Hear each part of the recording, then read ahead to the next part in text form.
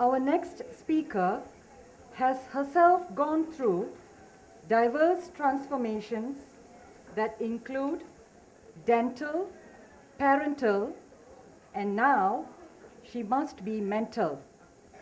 Why? Now she provokes business leaders to lose their minds to come to their senses.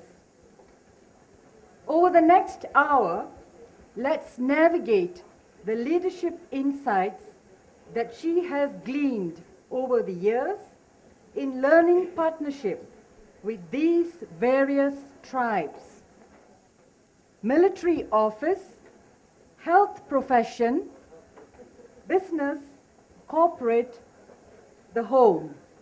It will be a fast track. Hold on to your seats.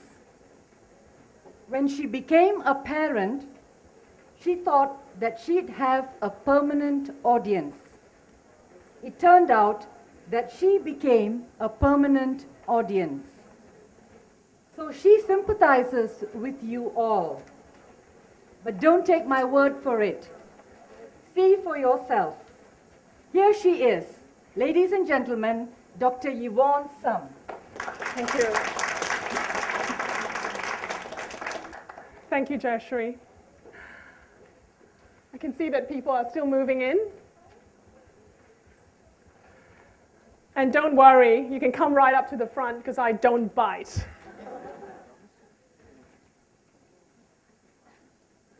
It's lovely to see such a big audience. The last time I was in Kuala Lumpur was in the International Conference on Thinking, right here in KLCC. So the last time it was the size of this audience and maybe slightly bigger. But it's always a real welcome to be here. How many of you were at the Thinking Conference here a couple of years ago? Yes, we have got one participant at least. I'm also quite used to negative feedback from my audiences. It doesn't worry me, because I know that the alternative is to go back to dentistry, where the feedback is literal. So I understand too that we are living in changing times, and we're steering in oceans that are changing. How many of you would say that we are all leaders in some way? Yes? We at least lead ourselves. Some of us lead in businesses, some of us lead in the community, and some of us would lead at home. So I would say that today I'm going to ask you to open up your mind to the possibility that we can learn from the different tribes that we work with or live with. And essentially, I also provoke that perhaps it's not just from the elders of the tribes that we learn from, even though that is the conventional wisdom. What if we can learn from the curiosity of the younger, rookie members of our tribe? Have you thought about that? So in terms of steering through these changing oceans, where the pace is so fast, would it be great if we can live the fast life that our children are born into that is perhaps in our times considered too fast?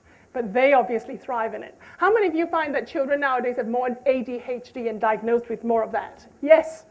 And I do believe that through evolution, children might be evolving into ADHD because of the pace of the world. But maybe we consider them ADHD only because we're not used to the pace. Now the world is changing, and I want to ask you, how is that change affecting you most as a leader? I'm going to ask you to turn to someone next to you. Right now, I know it's very uncomfortable in Asia. I know when someone says, oh, they're going to get me to turn to somebody next to you, it wakes you up when you need to connect with someone next to you. So I'd like to ask you, in whatever context as a leader, can you share as quickly as possible with the person next to you, how is the change in your world affecting you most in leading either your own life or those that you lead? So very quickly, turn to the person next to you and do that.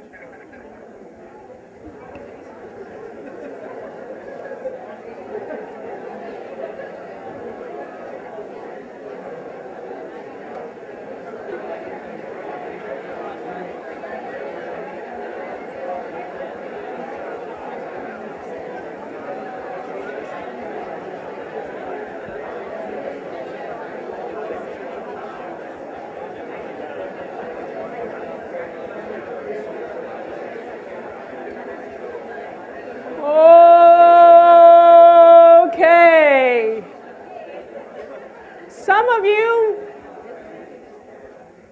of you might have spoken to an extrovert and haven't got a chance yourself to speak yet.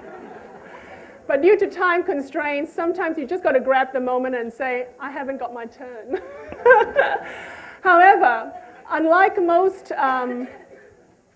presentations, I'm now going to ask you to turn on your mobile phones, and I'm going to do a live poll so that you can, having had discussed yourself, even if it's just in your mind, how is this change in the world most affecting me as a leader? And I've given you 5 choices. First, what you need to do is turn on your phone, text to that number there, +61 429 883 481. I hope it's not too small for you to see that. Then put in the code, if you want to join this poll, 246348.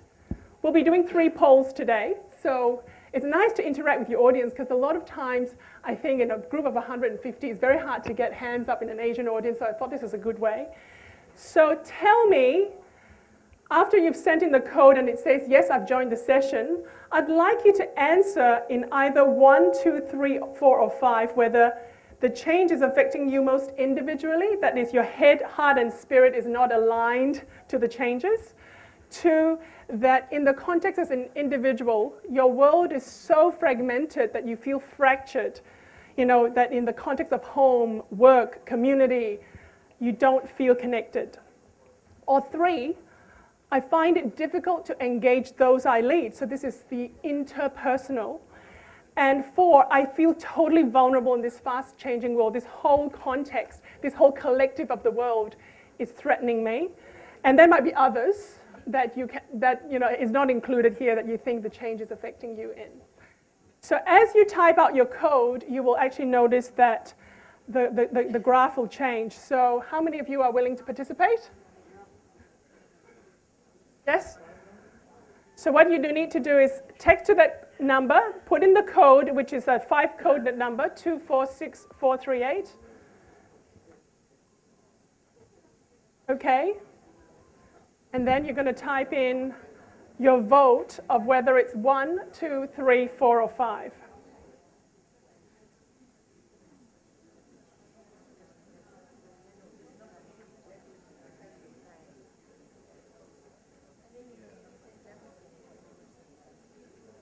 Is that coming up?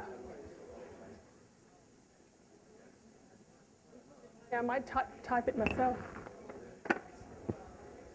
Just to test that this is working. Has everybody done it? Okay. So there might, depending on, there might be only 1 or 2 people putting that in. Okay.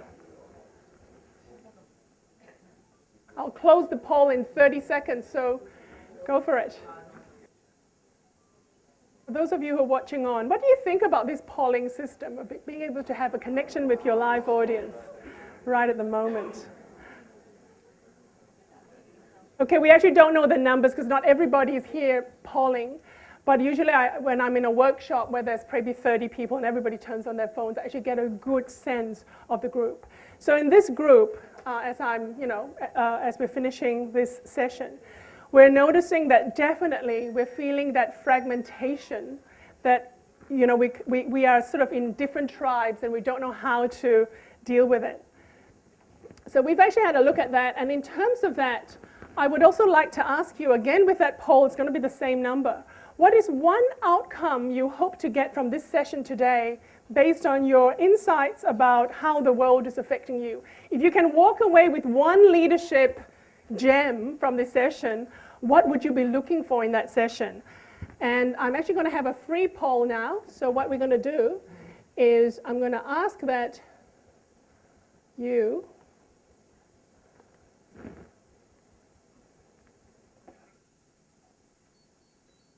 I'm loading up the next poll, and it's a free poll, so it's not in 1, 2, 3, or 4. You actually get to type out a short phrase. What is one outcome you'd like to gain from this session today? And some of you might actually have more than one outcome. In this poll, you're allowed to do more than one answer. So if there's more than one outcome, you can type more than that. So once again, it's the same text number. It's the same code. So all you need to do is put the number 6 and then type your outcome. It might be, I just want to hear a new idea. I would like to feel a little more connected with my people with one idea that comes through. So whatever it might be, just text an outcome that you'd like from this session. I know it's unusual to ask someone to turn on their mobile phones in a workshop, so I think a few people are feeling a little uncomfortable. Yep, so that we've got someone saying learn new things is one of their outcomes. Then you type the code 246438. So I first do the phone number? Phone number. So you ring that in, then you type the code. Or you call the number? Yep. So you call that number and you type the code 246438. And then once you send that number, it's going to tell you you've joined the session. Yep. And then when you actually type 6, you're now in the poll to be able to write whatever you want. How to use technology to my advantage. So some of you are finding a little bit of challenge, and it is unusual. So these are great, particularly when you have got very technology savvy audience. And this is not to show you up. One of the things that this demonstrates to us is that our audience is continuing to change. And some of the younger people are expecting a little bit more interaction rather than being talked to. Now, I will continue to leave that up. So at some stage, I'll see whether I can actually have a poll where we actually have a whole range of ideas that come up and put it up there. And in the essence of time, if I don't, I might be able to give you a report later on. But essentially, this is a great way to interact.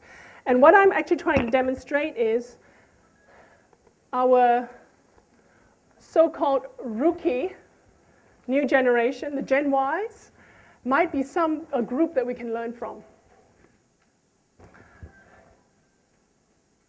Now, in this changing world, a lot of people say there's a lot of stress. Would you agree?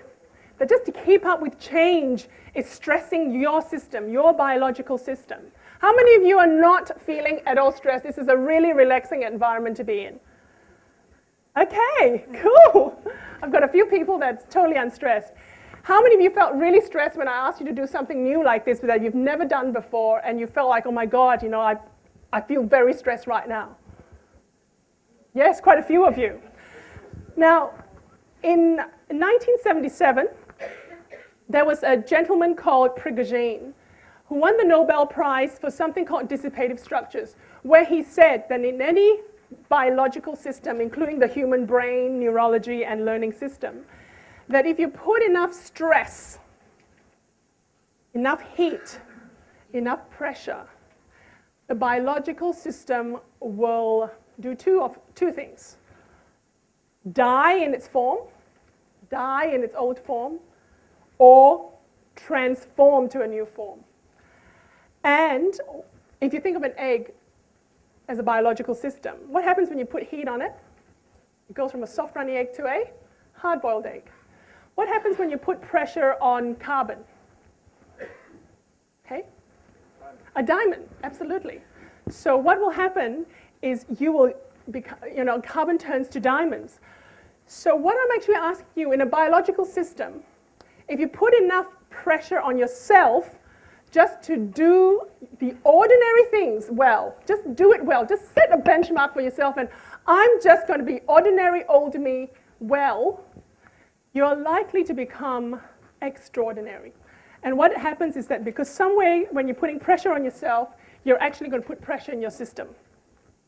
And that's what we're about today. So I want to ask you to also stretch your mind a little bit, because I think insanity has been defined as doing the same thing and expecting a different result. Is that right? Insanity can also be defined as losing your mind, correct? But actually, I'm going to reframe that. I'm going to say, if you can lose your mind to the old mindsets that you're trapped with, but all you need to do is come to your senses to observe your surroundings and take in that new information, you can actually come up with a different result. So I'd like you to lose your mind loosen your mind to some new ideas, but come to observe yourself and your environment in to be a little bit different.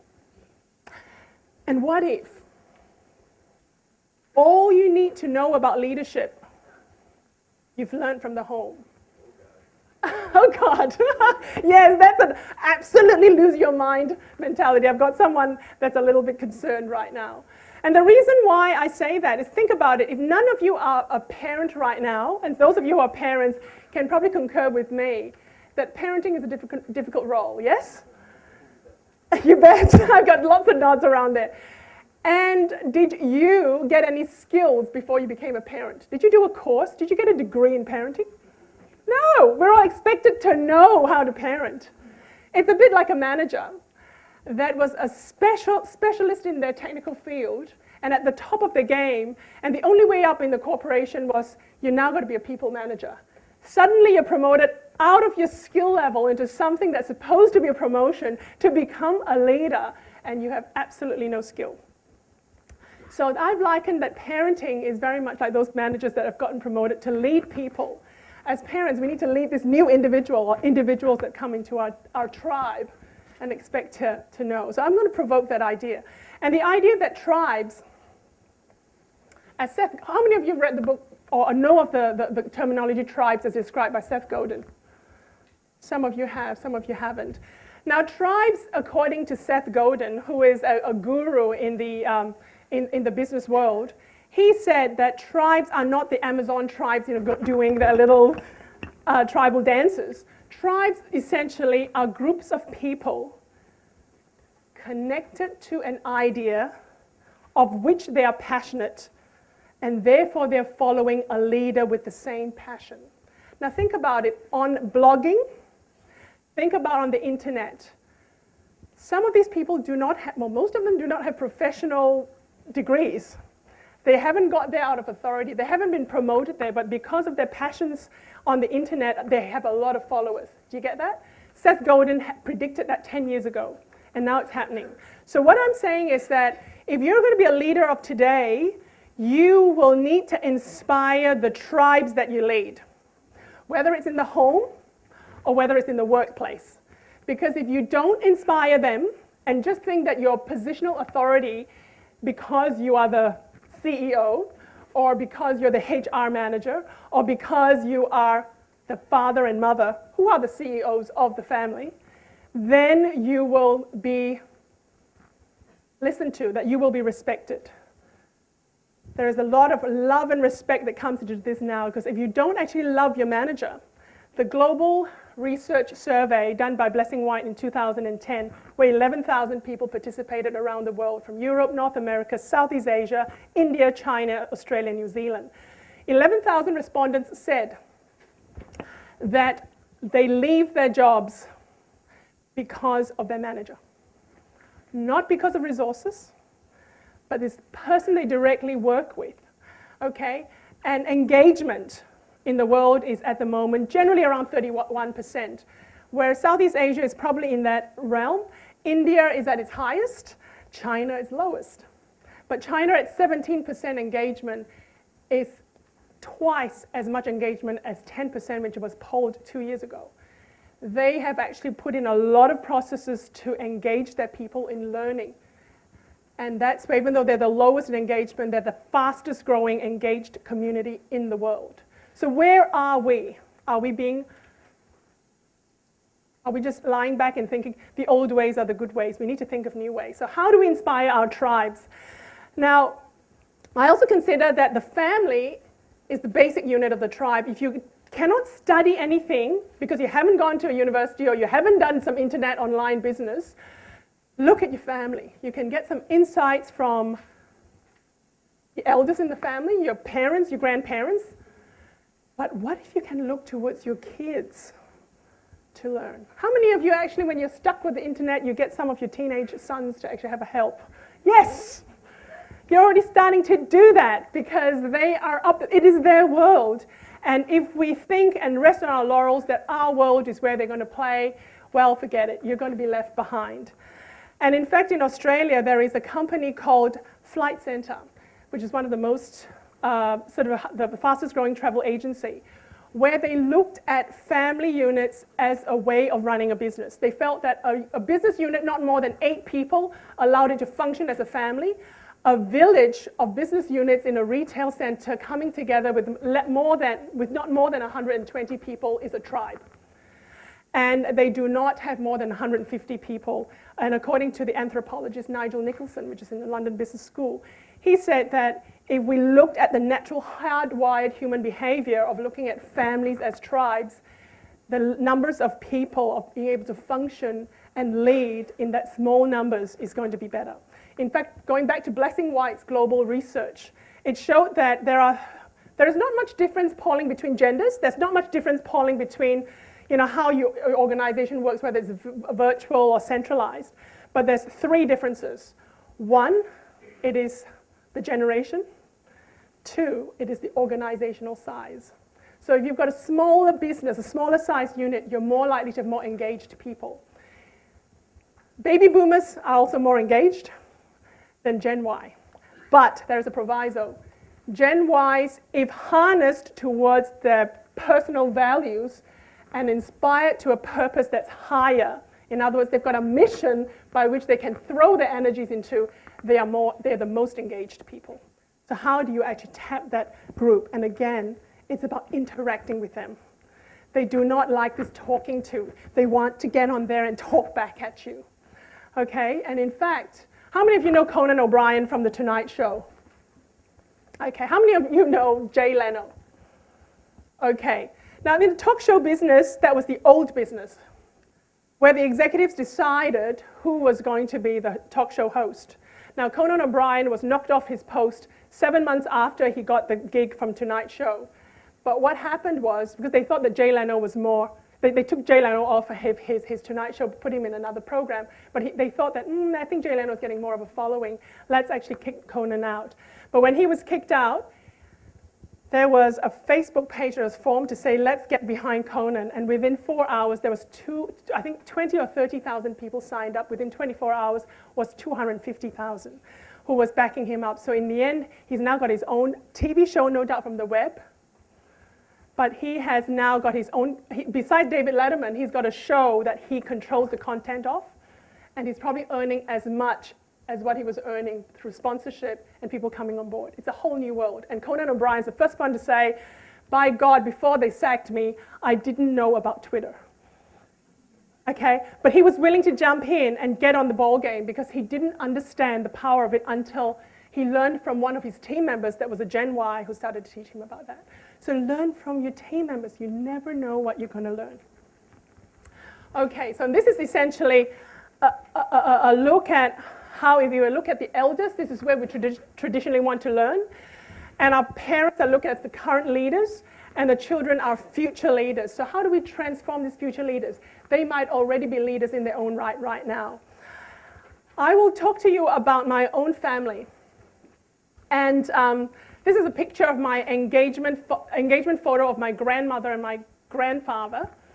So that was many years ago. Can you see the similarity with my grandmother? Now, she obviously was the firstborn of an immigrant family.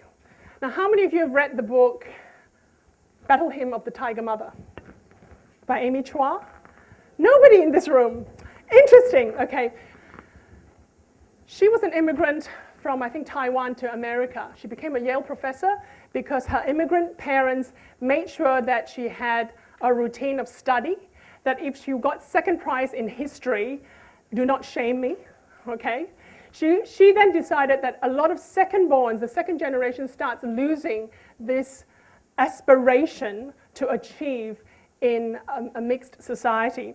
So what she did was she said, as a tiger mother, I am going to put into place a routine where immigrant families thrived.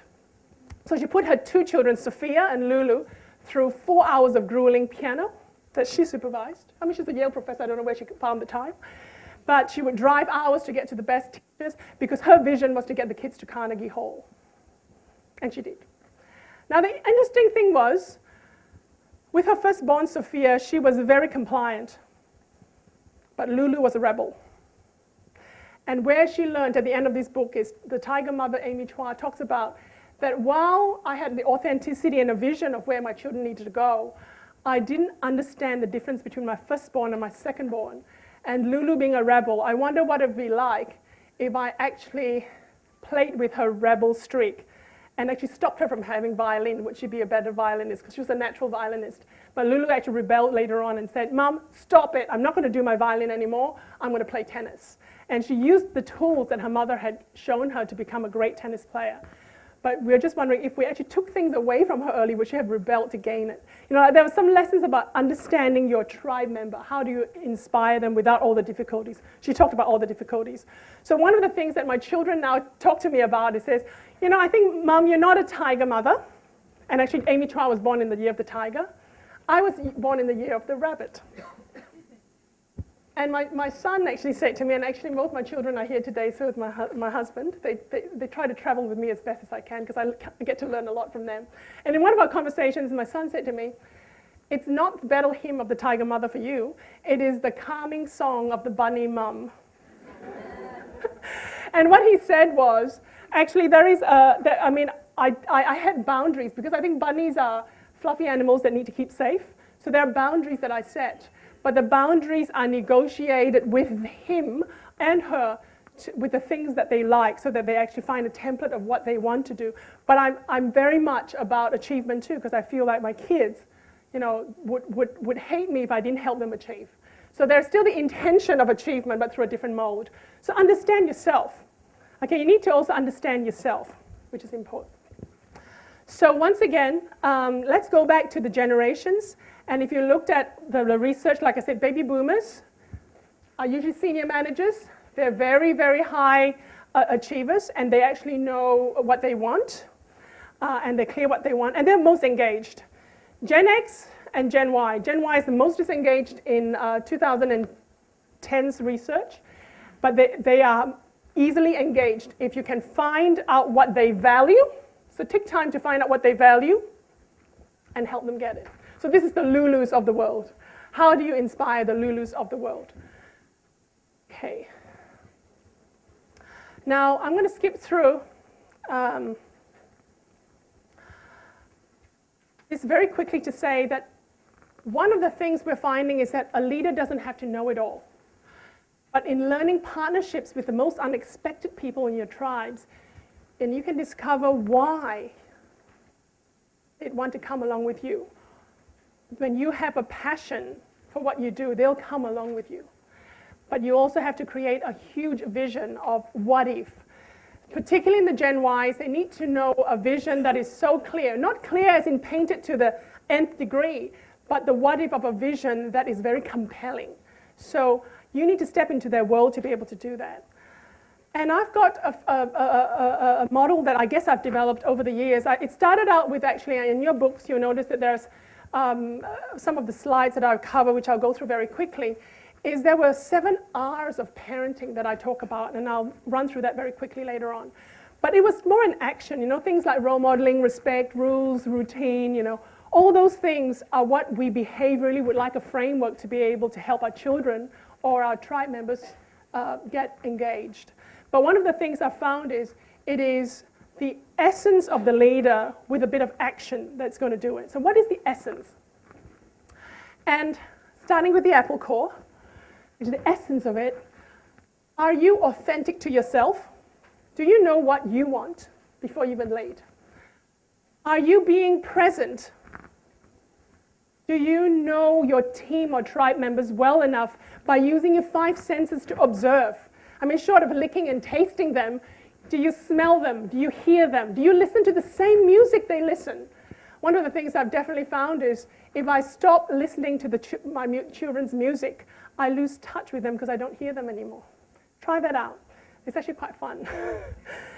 And again, common sense. So don't throw out the head space for the heart space. By all means, feel passion. But you need to have some logic because we've all come with experience, how we strategize, you know, be able to study the landscape and being able to put your experience to it for some common sense. And that is the essence of leadership. A, B, C. Simple? Now the next one is in D, because there is a 4th element which I discovered, which I felt that we need to take the I out of inspiring. Your core stays there, but you need to take the I out of inspiring, because as a leader, you need to actually lose yourself so somebody can step up. I'll give you an example. Mahatma Gandhi. He had stepped forward to be the role model of how he would want to be led, not by the British, not by force, but through passive resistance, right? But Mahatma Gandhi, when India was born, was he the leader of the country? Who was? Nehru. He actually lost himself so someone else could step up, because it wasn't about the ideology of being there. He represented what the country wanted, but he doesn't have to be there. So as a wise leader, don't micromanage. You don't have to be there all the time. It's actually better to be able to step aside and let someone else stand up. And I think one of the things that a lot of leaders find it hard to do is to be vulnerable and say, hang on, if I'm the leader, I should have all the answers. And maybe what I'm saying is, you've got a pool of talent in your team, young and old, that you can ask for help with. So when you haven't got the answers, wouldn't it be great to say, you know what, this is the vision, are we clear? This is why we're doing it. Why and what if? I don't know how to do it, and I don't know what to do. The what and how will be taken care of in learning partnership with your team. You can co-create that together. So you don't have to have all the answers. You don't have to set up all the process. You don't have to be the tiger mom to set up all the schedules. But you can be a bunny mom to be able to say, okay, these are the boundaries. That's the vision we want to achieve. How do you want to do it? Okay?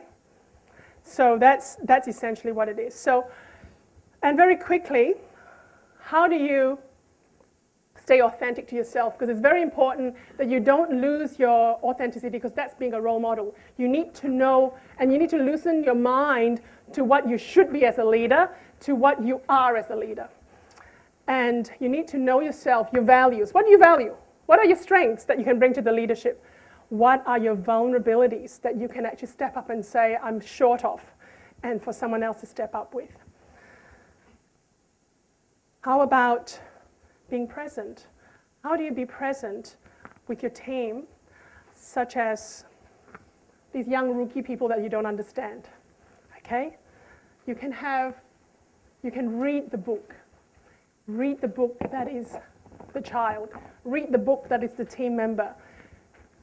You don't need a procedure manual to read about them, but you need to observe what they value. You need to observe and think like them. You don't have to be like them. You don't have to agree, but I'm just saying listen with no judgment. I'll give you the example of Sam Palmisano, who is the IBM CEO. Who's familiar with Sam Palmisano? Who basically achieved CEOship after Lou Gerstner, whom some of you might know from IBM. And what he thought about is consulting for IBM was a big money spinner. But he knew in 2002, 5 years before iPhones were launched, that the way to go was smartphones. How did he know that? Did he have a prophecy? No, he's a relationships person. And he asked his younger team, Gen X and Gen Y people, where do you see the future going? And they predicted that we were going to have mobile devices, that internet was just it's going to be where we're going to go, but it's not through just these huge hardware computers. And he envisioned the smarter planet, which is where IBM went. But he listened with no judgment to his team members, and that's where they're at. So read the book, that is your child. And at the same time, you don't have to be like them, but show enough of yourself without losing your truth.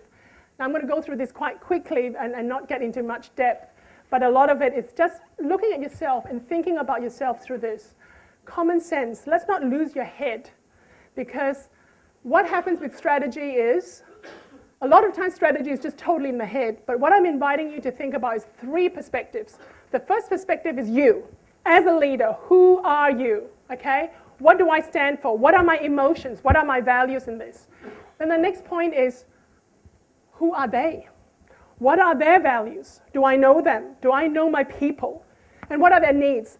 Can my vision of where I want to go be able to take them with me? If not, I need a bigger vision. And then, what's the third position, which is where strategy usually starts, which is in the head. Okay, I'm going to step back from the emotions of me and the tribe, but in the context of the world as it is there a GFC? Is have the government put in some new regulations? Have we got a new CEO with a new vision? Does my business unit stand for it with them? So you need to check the context and use your head then, but you need to check emotions first. So that's where common sense comes in. And last but not least, being inspiring. How do you inspire people so that they can step up to fill in the gaps towards the vision that you can't, that you're vulnerable enough to say, I'm going to lose myself so that I can empower others.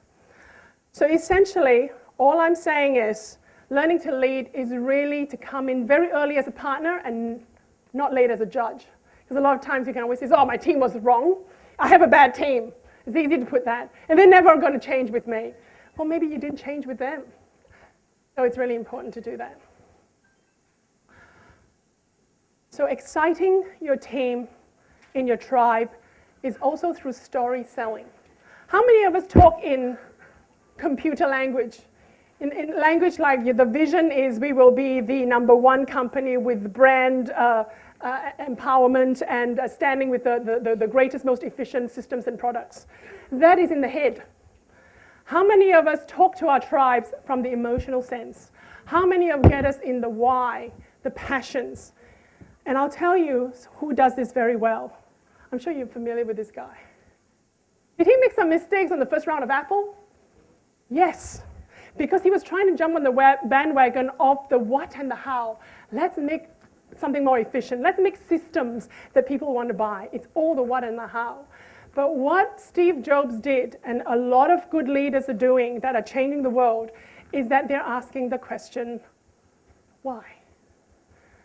Why does everybody go to buy that iPhone 4 when it queue up? I'm outside Apple Store in Sydney, and there is a day-long queue of people waiting to get iPhone 4 or iPad 2. Why? iPad 2 is only just slightly slimmer and a little bit faster than iPad 1. When Samsung puts a new flat screen TV that's a little bit bigger and flatter, do we get queues to Samsung? We don't. And what it is the reason why people come is because Steve Jobs has seen it as a revolution. We are here for the vision of, and he's created a vision that anybody who works for Apple or buys Apple products have got a vision of being a revolutionary. We want to be part of the revolutionary of changing the status quo of how systems should be. Yes, things should be more beautiful. Yes, they can be more expensive, but we're going to buy it. Okay? And he creates a passion of joining that revolution. That's why. So how can you help your people join your revolution? What would be your purpose of why that they will come with you? So one of the things is, like I said, start kidding yourself. Don't be as you are. Start thinking like a kid. What is the future of the world going to be like if you had more fun, had more curiosity? Like I said, we have is the 7 R's of parenting where I've looked at these 7 R's and I'll go through them very quickly in a little slide. And essentially there's 7 of those. First is role model. How do you become an example, a good example, a great example for your people? How do you emulate respect? By being respectful of others. How do you set rules that are spoken and unspoken to set boundaries but are not too tight? How do you form routines that free us from chaos but allows for innovation? How do you review and reflect regularly so that you can celebrate small wins and calibrate small changes that you need to do? How do you then reorganize your systems, small tweaks over time, or perhaps a major revamp? How do you run it with a great ability to respond to changes? So essentially, that's the leadership essence that you need to look about, those ABCs and losing your eye. It's about the leadership actions of those 7 R's. How do you emulate those frameworks so that together, if you actually look at having leadership actions, the 7 of them, plus leadership essence, which is the A, B, C's, and I, or losing the I, you get good leadership. Throw a third element into it, which is learning partnerships. How do you partner with people? And you get great leadership.